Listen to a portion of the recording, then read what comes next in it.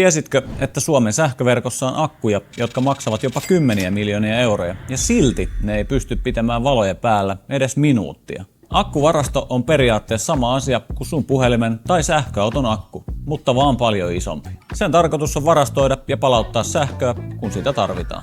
Suomessa ongelma on se, ettei sähköä tuoteta tasaisesti, täällä kun ei aina paista aurinko tai tuulet tarpeeksi. Akkuvaraston tehtävä on kuitenkin korjata tämä ongelma. Suomen suurin akkuvarasto voisi teoriassa syöttää sähköt koko Suomelle 36 sekunnin ajaksi tai vaihtoehtoisesti voisi ladata 2000 sähköautoa. Sen tarkoitus ei kuitenkaan ole olla energiavarasto, vaan joustotyökalu.